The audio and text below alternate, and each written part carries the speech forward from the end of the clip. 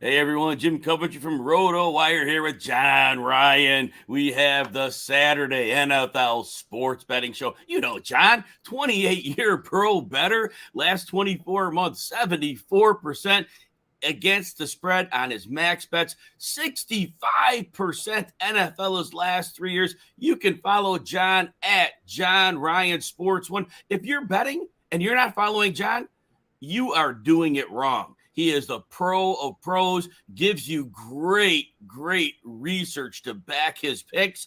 Listen to his research. He will not steer you wrong. John Ryan, welcome aboard. Feel free to give us any words. And as soon as you're done with those, you're going to tell us about the Jets versus the Bills.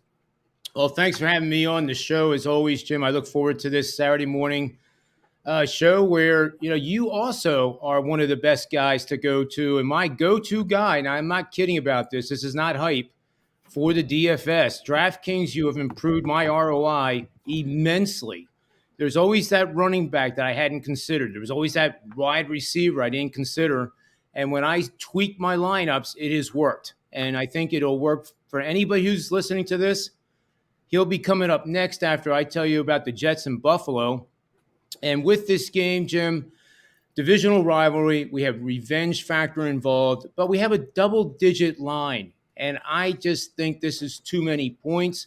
There are situations where I would think that the market is telling me to take Buffalo. And when this game is over, maybe Buffalo wins 30-10. But this is a Jets game that you have heard me say time and time again is getting better and better and better. And now they have a new guy, Mike White, under center, which I think is making a monumental difference to the chemistry of that locker room. And what does that do? It makes an already top-level defense play even better because they know their offense can move the chains. And I just have a feeling here, this is intuition as well as my analytics, that the Jets are going to make this one hell of a game, and it could come down to whoever has the ball last. It's hard to go against the Buffalo Bills. As we'll see, I have a game coming up with the Giants and the Eagles. It's hard to go and fade these juggernaut teams that are expected to be in the Super Bowl, but they always have that one game this time of year that is a struggle. They may come away with the win, but I think the Jets are going to cover the spread in this matchup. They, they are supported. Well, let's take a look at the metrics real quick with the Giants defense. Number 6, scoring defense, 18.6. A couple of outliers you factor out where they didn't play so well or there was garbage points at the end. It's even better. 307 yards per game allowed, ranks number 4. Number 3 in the league, 4.8 yards per play. That's outstanding. And then number 4 in the entire NFL, allowing only 2.0 touchdowns per game. I think it's too many points, Jim. I'm taking the double digits, and I'm going to sprinkle the money line as well. And you know what? I love that because if you're just watching these teams, all right, John will give you every trend out there. I'm a film guy, and I'm watching these teams play. The Jets, to me right now, they are playing at an elite level defensively. The Bills are not playing their best football right now. It's just from my aspect, take all of your analytics and just what I see, I think, like you said, sprinkling money on the money line with the Jets, to me, this is a team that's better right now. That's my personal thought. But your analytics are what make this bet worth betting. And that's why everybody's here on the show to hear John Ryan give you those great trends and breakdown. We have a lot of people saying hello. So I want to make sure we recognize everybody here. MSA, good morning to you as well. We appreciate everybody. Alex, thank you as well. And we're hoping to give you the best show possible. Jay Red, again, thanks for being here. VSK, man, we're so happy this is part of your weekly routine. You know, John and I are very honored to be part of many of your football routines. It means a lot that you take time out of your day to hang with us and to listen to us. It means a lot. MSA, that question, we probably could look at it at the end. Jay, thank you for the compliment. I hope I say your name right. Joanise, I hope I say that right. And I know you said good morning as well. Same to you. And VSK loves hearing us talk about games every week. Thank you. And we will get some questions toward the end. But Alex did say, can't believe the Jets couldn't cover last weekend against Minnesota. Yes. All right. I'm going to give you a couple of props before we get John back in for another game. Like John, I do my best to uncover whatever research I can. These are all research-based props. If you don't agree with the research, if you think you see it differently, lay off it. I give you the research to let you make your best choice. I have Gabriel Davis under 47.5 yards against the Jets. Now, Davis has gone under 39 in his last 2 games, and he's gone under 39 in 4 of his last 6. So he hasn't even sniffed the 47-yard mark in those games, even close to that, because of a couple games over. Now, he faced the Jets last month, and it was a 39-yard game. So he didn't do much against them. Now, the Jets, they give up the second fewest yards to wide receivers. It's only 120 a game. And you give Stephon Diggs his 85, guess what's left? Not 47. And the Jets only give up 10 receptions per game to wide receivers. And again, you start doing the math here. How many catches are there to go around? And how are we getting to that yardage number? Now, Davis plays on the outside. And he's going to either face Sauce Gardner or DJ Reed. Sauce Gardner's already an elite corner. DJ Reed's playing at a high level. And they play size. They don't travel. So if the Bills want to get Stephon Diggs in the more favorable DJ Reed matchup, they just have to line him up on that side of the field. And they could basically sacrifice Davis to Sauce Gardner. I don't know how often they'll do that, but certainly at least half of the snaps, he's going to be locked up on a corner he probably can't beat.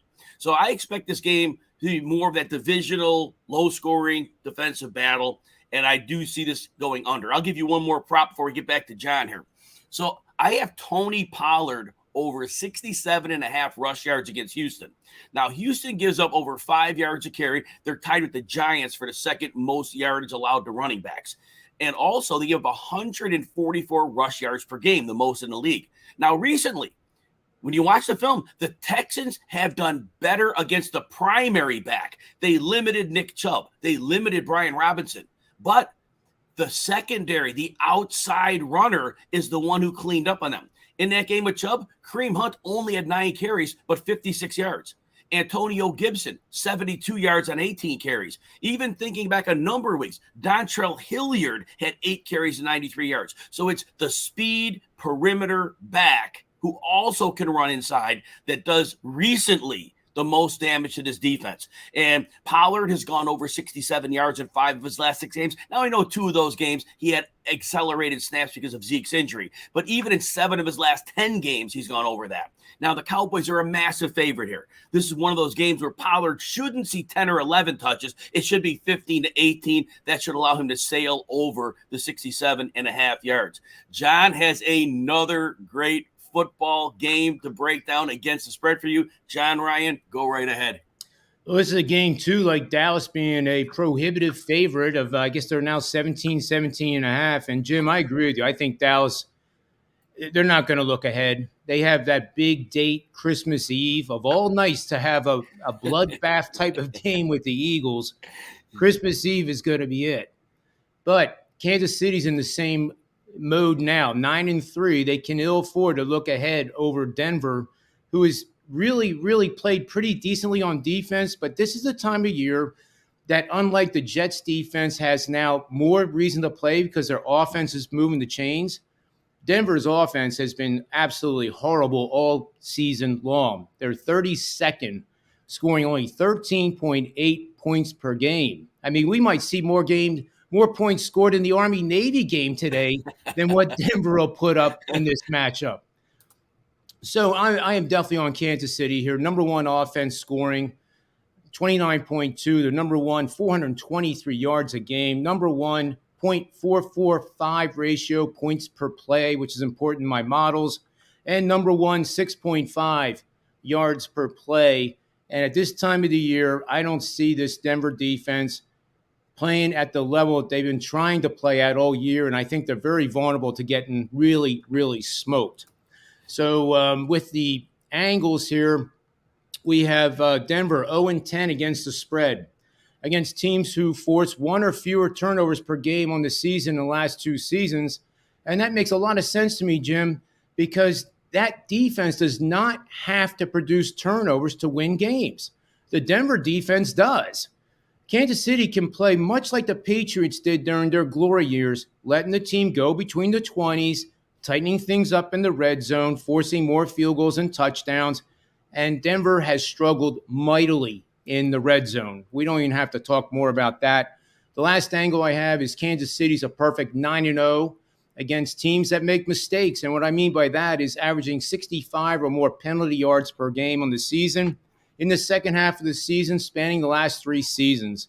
So there you go. I have 2 angles, 19-0 against the spread. I think we're going to see 20-0 at the end of Sunday afternoon.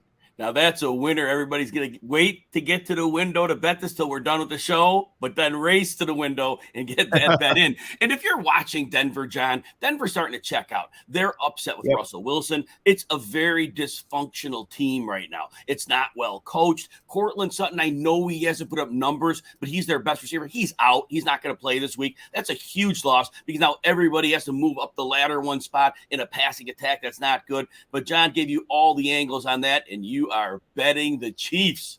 All right, I'm going to give you 2 more props here.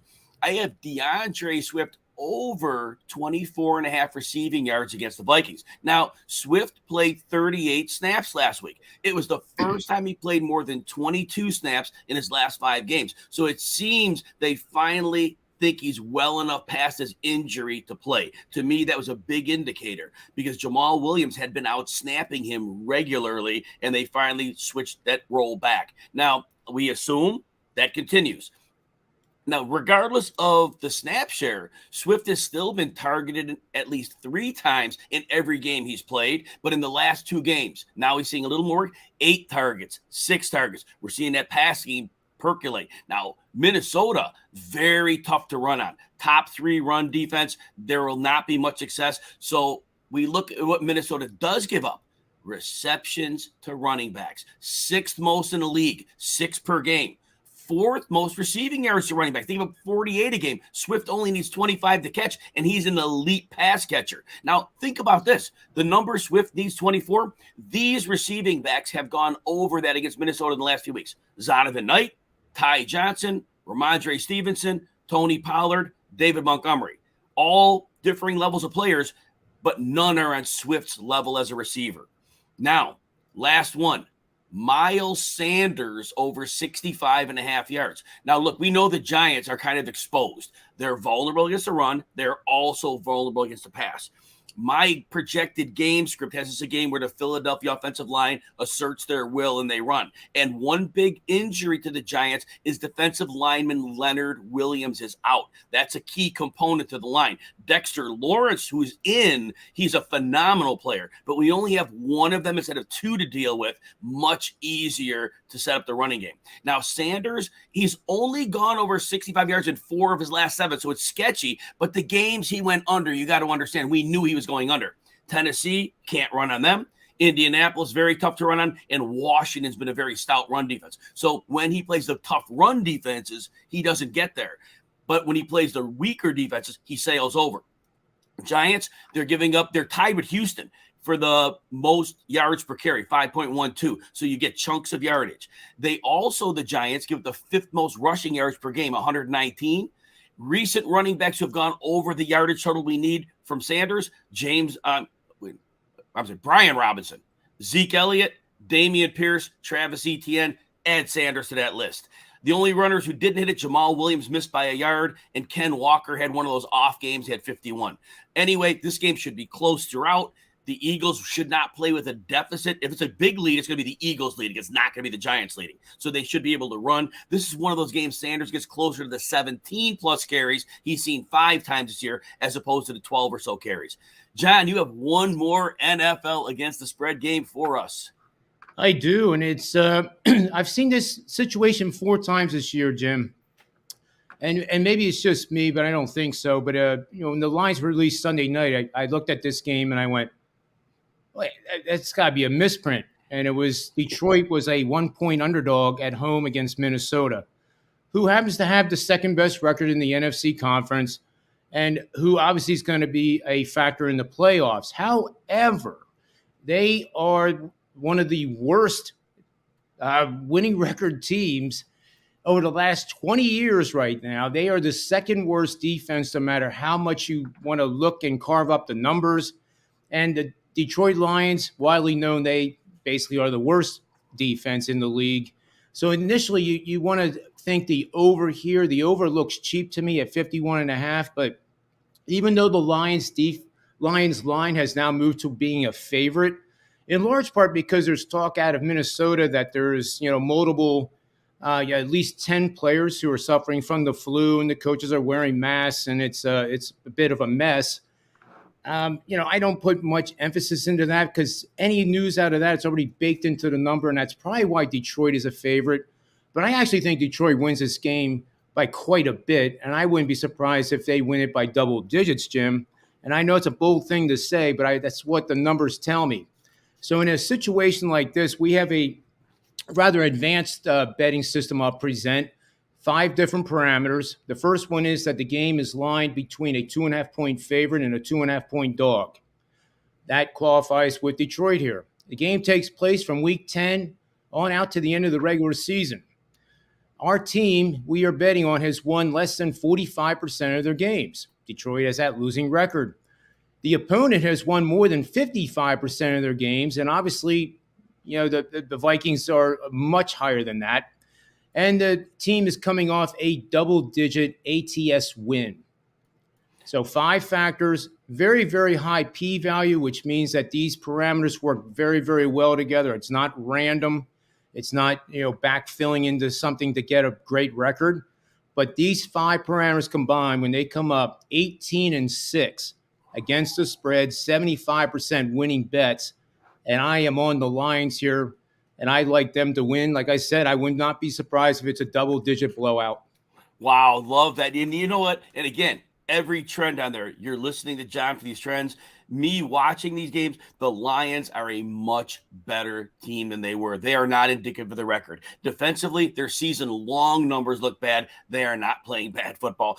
Even though they have lack of talented corner, they're covering better, they're rushing better. It's a much improved team. But John Ryan hits the nail on the head again. Now we have more, but we have a couple comments here. We had one, Alex, backing up a little bit. Alex pointed out the Broncos are 0-4 straight up and 0-3-1 against the spread, and 0-4 to under as home dogs with a total of 44 or less last 4 years. Adding on to John Ryan's play that you are going with the Kansas City Chiefs, as he mentioned early in this show. All right, before we get to the DFS, if you're watching on YouTube, please smash that like and subscribe button. And if you like the content at RotoWire, I'll get you 2 days free without a credit card. No games here, just an email address. Go to rotowire.com/try. Love to have you coming over and checking out our stuff. Also, today, Sirius XM channel 87. I'll be on 1 to 3 with Mario Puig. And tomorrow, Sunday, 9 to 10 a.m., going over fantasy football on the sports channel. You can always catch us also on YouTube, YouTube RotoWire. And we have a page where I do this stream and 4 other ones a week. Let's give you some DFS plays. So, at quarterback, give you a few plays here. Joe Burrow. The offense playing at a high level. It's a revenge game against Cleveland. Jamar Chase, before the injury, he had 130 yards and 2 touchdowns in 2 straight games. He came back last week, about 98 yards. I think this is the week he's back as a full go. I don't think that the secondary of the Browns will be able to hang with Chase. That'll open up Higgins, who's on the injury report but expected to play. Burrow should have a big game here. And I know MSA had a question about Burrow and his 279.5 yards. I also think they can run on them, but I think this is a game about establishing the passing attack, and I think they're going to have success on both elements, and I do think he goes over that 279 yards. All right, Geno Smith. Now, the running backs are very banged up in Seattle right now, so I think they may need to pass a little more than usual. Geno gets you 2 touchdowns a week anyway. Carolina's down one of their top corners.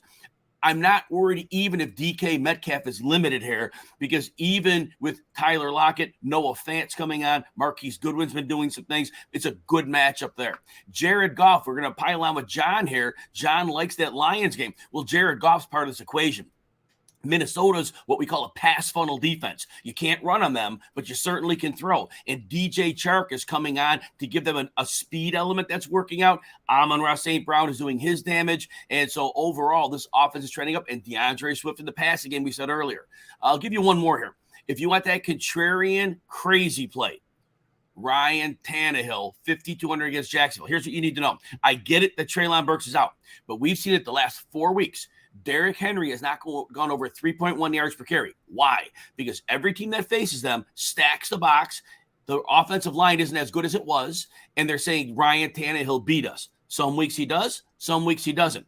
Jacksonville has a very bad secondary. This is a week where Tannehill, even with sketchy receivers, we'll say, Robert Woods, Westbrook Akine, he is going to get it done, have a big game. He may even run for some. All right, let's give you a little quicker here. Running backs, Dalvin Cook, 7,300. We like Detroit in this game. Cook will get targets in the passing game. If this game is higher scoring, Detroit's been way better against the pass than the run lately, and Cook can have that opportunity. He's a bit contrarian of a play because he hasn't had the big game, but I can see Detroit winning and the running back on the losing team coming up big. And the next three are the props we have, so we don't need to discuss them. We like Tony Pollard, Miles Sanders, and DeAndre Swift. If you missed those, you can roll back to the prop section.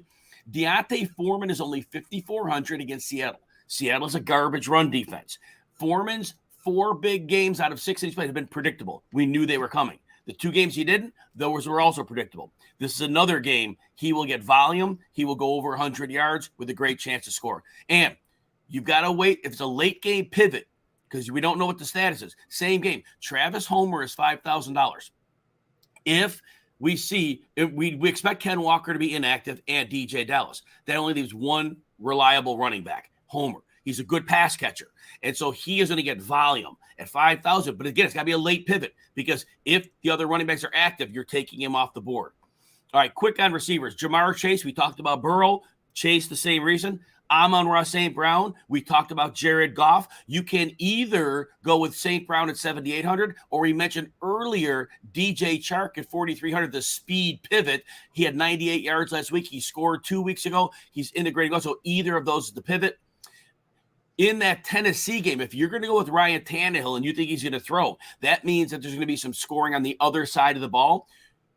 Bring your run back as Christian Kirk, who's been dominant in the slot against the number 31 defense against wide receivers. And then we mentioned earlier, Geno Smith. Metcalf's less than 100%. You play Tyler Lockett, who scored in 5 straight. Tyler Lockett has a defense missing their best cornerback. Tight ends, Mark Andrews. He has not done much. He's playing with Tyler Huntley. He had 5 games with Huntley last year. Here are his averages. 8.5 catches, 100 yards. That extrapolates to 1,600 yards a season. 0.6 touchdowns and 11 targets. Huntley leans heavily on him. Now, Andrews played against Pittsburgh last year. This week's opponent didn't have his greatest game, but I want to say, and it's off the top of my head, I want to say he was in the 8 catch for 70-yard range, but he had 15 targets in that game. So that'll be the key. And then you want to spend cheap, Noah Fant. Again, you want to stack with Geno Smith. Here's the sneakiest one of the week. Chig Okonkwo. We like Ryan Tannehill. Okonkwo is getting about 5 targets a game now the last couple of weeks. The coaching staff, offensive coordinator Todd Downing, said he wants to get him more heavily involved. This is at 2,700. It looks like a phenomenal athlete. And with Treylon Burks out, even though Okonkwo's a tight end, he's more of a move tight end. He could take on a big role in the offense this week. Quickly, Jets on defense, 2,500 against Buffalo. Steelers defense against Baltimore, 2,800 if you want to save some money. And that's what I've got. John Ryan, we have a couple questions here, but any other comments on the games this week?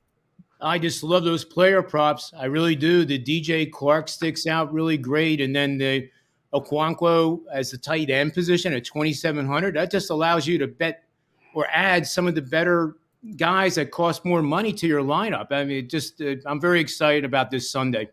Yeah, this will be fun. And what I try to do is I don't try to give you a lineup. I try to give you players to consider, like John. John makes his lineup. John knows what he's doing, like so many of you out there. But there might be a player or two out there you didn't consider. So I'm trying to give you players to consider that you might not have thought about. So let's see if there's any quick questions here before we get out, John.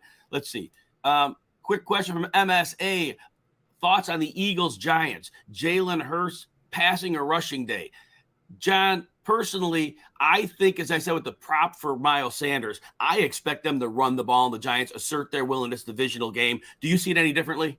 I see it exactly the same way. I would say under. If I had to bet it, I would pass on it, but I would say under 236.5. Yeah, I'm with you on that one as well. Let's see what we got here. Jay Red, do I trust the Fournette with the split and a new foot injury? He hasn't practiced all week. Or Jeff Wilson Jr. Yeah, so Fournette's injury is going to be tricky because being it's a foot injury, it could be one of those things. If he starts, he may not finish. but he certainly hasn't practiced. And they have Rashad White, so it's not like they don't have another guy. And it's a horrible matchup against the 49ers. Now, Wilson, I don't know what to make of last week. 2 weeks ago, he missed a quarter of the game, but he came back, and the game was already a blowout, so he was fine. Whatever happened last week, I have no idea. But I do know that Wilson has a great matchup this week. The Chargers cannot stop the run. Both of them are risky, and since that's the premise, I will go with Wilson here because my assumption has to be against the defense he's facing, even if he got 7 carries, he could get 45 yards. Where Fournette is playing the 49ers, no guarantee there. Anything different on that one, John? No, I agree with you 100%. I think we also have to note that Tampa Bay throws the ball higher percentage of the time, plays run. So Fournette may not be a factor even if he was healthy. That's a great point. And this was more for you. Alex, he couldn't believe the Jets couldn't cover last week against Minnesota. 2 excellent chances at the end of the game. Any thoughts on that, John, as you were watching that game? Well, Alex has been one of my first followers on Twitter a long time ago, and he gets the plays. And yes, I was on the Jets as a premium pick last week, and it was one of the closest times I ever came to becoming sick at the end of that game after they had a chance to win the game, 1st and goal. Didn't do it. Then they had another chance, didn't do it. But some days you're some days you're the dog and some days you're the fire hydrant, right? Yes, and that was very hard to watch because I was thinking the same thing. I mean, wow, how did they not get that ball in? Very, very frustrating. VSK, thoughts on the 49ers and Bucks game script? I think Tom Brady. Now, there's a fly in the ointment here because Nick Bosa is a game time decision. If Nick Bosa is out, that changes the entire script of the game. He is the catalyst of their pressure package. If Bosa is healthy and in, Brady will have no time to throw. Tristan Wirfs, their tackle, is doubtful. This would be a nightmare matchup for Brady. But if Bosa is out, now all of a sudden, 49ers corners are not scary, and you can move the ball. So if you're going to play this one, it's dependent on Bosa's status, and that means you're not making that call until that news is set. Anything else on that one, John? No, I like that breakdown too, and I think I have a definite lean towards the Bucks to win this game. Believe it or not, I think that comeback win united that team in bigger ways than we could even imagine. And I never thought I'd see a quarterback as old as me doing what he's doing on the field of play now. It's just truly remarkable, and I think it carries over to this game as well. Absolutely. Now, Alex asks me, do I like Donovan Peoples-Jones better than Gabe Davis, half PPR? The problem we have here is we saw immense level of rust on the quarterback, Deshaun Watson. He was throwing balls into the dirt. So right now Peoples-Jones, he had, I believe, a return touchdown last week to help him cash for fantasy. But I am very concerned about Cleveland right now because until I see this rust, could it be off already? Maybe. Could it take 3 more weeks? Maybe. So right now, even though I don't like Gabe Davis this week, I am concerned about Peoples-Jones because the probability of Watson not being ready to play, and I think the targets will ultimately go closer to Cooper. Apparently, Cooper and Watson live near each other, and they've been training together, so there might be a built-in, chemistry factor. So I would very slightly lean Gabe Davis. VSK, they said our discussion announced like music to the ears. We like that. Jay, Chiefs or season defense? I don't understand. I'm sorry. Oh, or Seattle. Here's what I'll say. I will say the Chiefs because they're probably playing with more leads than Seattle, and that would lead to potential mistakes by the opposing offenses because neither team is getting enough pressure. Neither team is covering well enough. Anything different on that one, John? No, I say it the same way. I wouldn't be surprised. I mean, I would have a lean betting under in the Denver total, who's playing the Chiefs. Yes. I like that better. The Chiefs will have an immense advantage in time of possession, keeping Denver off the field, making the Chiefs defense look even better. Excellent call there. So, John, recapping your picks, you have the Jets over the Bills with the spread, but you might sprinkle in the money line. You also have Kansas City covering over the Broncos, and you have the Lions covering over the Vikings, correct? That is correct. All right. So for John Ryan, and if you're not following him, at John Ryan Sports 1 on Twitter. If you're not following me, at Jim Coventry NFL. For John Ryan, I'm Jim Coventry, and John's going to give a signature outline, and we're leaving. Well, remember, bet with your heads not over it, and may all the wins be yours. All right. Good luck in week 14, everybody, and we will talk soon.